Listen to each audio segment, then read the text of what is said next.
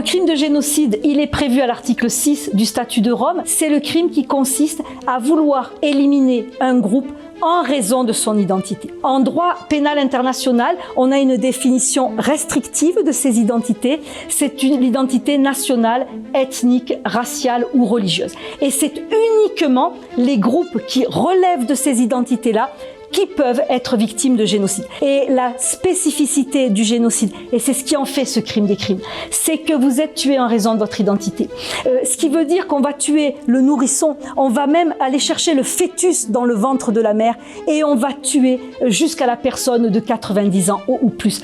Parce que on ne veut pas seulement tuer dans le génocide, c'est un crime d'éradication. Et éradication est au sens latin du terme radix, là. On va tuer le groupe jusque dans ses racines. On va chercher les racines du groupe, dans la matrice du corps de la femme. C'est un crime d'extermination. Extermination, on a terminus là. On tue jusqu'au dernier. Et c'est ça la spécificité du génocide, c'est qu'on veut éliminer le groupe. En plus, dans un génocide, en face de soi, on n'a pas des résistants, on n'a pas des combattants, on n'a pas même des opposants. Dans un génocide, on a des personnes qui ont le malheur d'être nées, c'est leur identité qui les désigne à la mort, c'est l'identité qui est mortifère. Et ce qui distingue le crime contre l'humanité du génocide, on est dans des crimes de masse, on est dans des crimes collectifs, on est dans des crimes planifiés.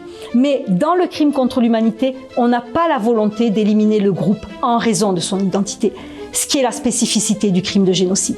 Ce qui veut dire qu'au niveau de la poursuite, ce qui est extrêmement difficile, c'est d'aller prouver cet élément intentionnel.